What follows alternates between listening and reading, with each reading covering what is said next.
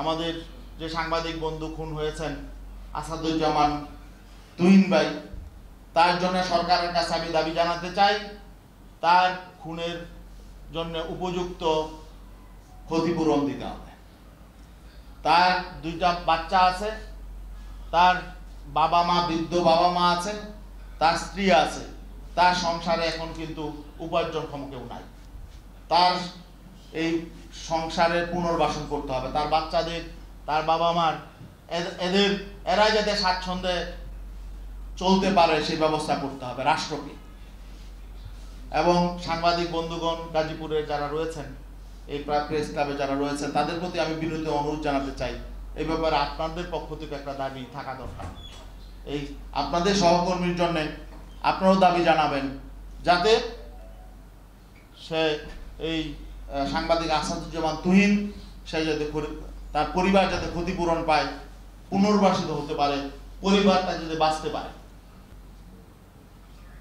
কারণ আমরা দেখেছি যে বিভিন্ন জায়গায় অপরাধী, আজকে এই যে খুনের দায়ে যে 8 জনকে গ্রেফতার করা হলো, এদের প্রত্যেকের বিরুদ্ধে মামলা আছে এবং একজনের বিরুদ্ধে 15টা মামলাও আছে, 8টা মামলা আছে, প্রত্যেকের বিরুদ্ধে একাধিক মামলা।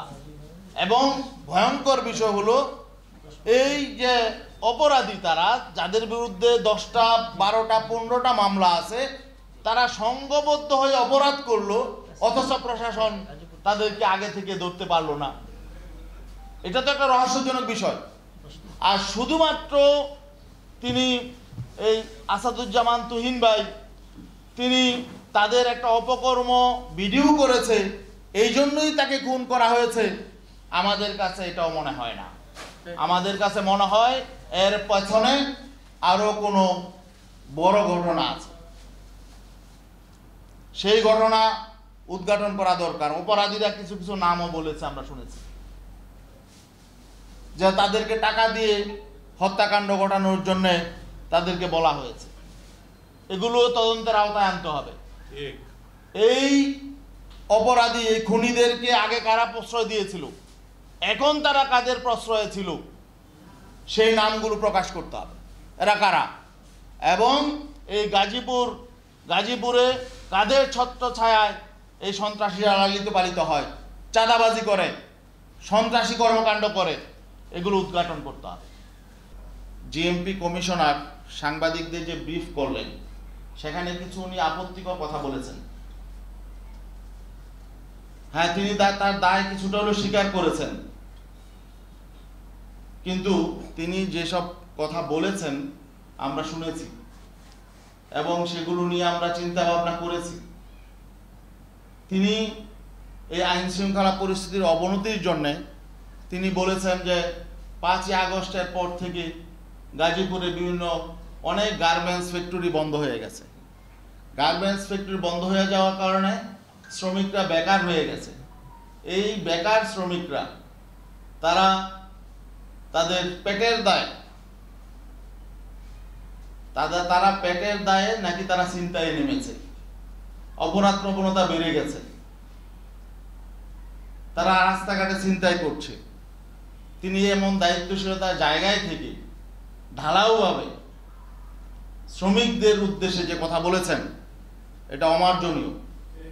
আমরা মনে করি এই জন্য তার দুঃখ প্রকাশ করা উচিত। উনি ওই রকম জায়গায় থেকে এমন কথা বলতে পারেন না। আমরা স্পষ্ট ওনার কাছে ব্যাখ্যা চাই। গাজীপুরে চাকরি হারানোর ফলে শ্রমিকরা চাঁদাবাজিতে নেমেছে, ছিনতাইয়ে নেমেছে, অপরাধে নেমেছে, এমন তথ্য ওনার কাছে আছে কিনা সুনির্দিষ্টভাবে বলুক।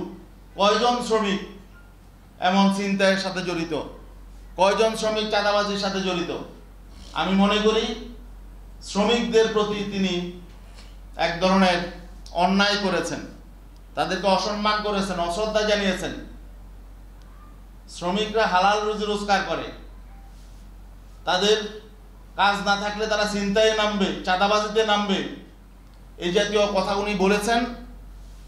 আমরা মনে করি তিনি এখানে যে আইন শৃঙ্খলা পরিস্থিতির অবনতি ঘটেছে, যারা অপরাধী তাদের অপরাধের জাস্টিফাই করার জন্য তিনি এসব কথা বলেছেন। সামনে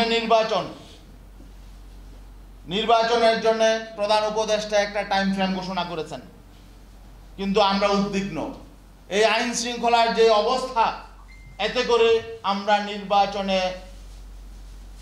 নির্বাচনী কর্মকাণ্ড সঠিকভাবে করতে পারবো কি পারবো না, এ নিয়ে আমাদের মধ্যে শঙ্কা তৈরি হয়েছে, আমাদের জীবনের শঙ্কা তৈরি হয়েছে। আজকে এই সমস্ত অপরাধীরা যেভাবে বেপরোয়াভাবে অপরাধ কর্মকাণ্ড চালাচ্ছে, অপরাধীদের হাতে যে সমস্ত মারণাস্ত্র চলে গেছে, এগুলো উদ্ধার হতে হবে।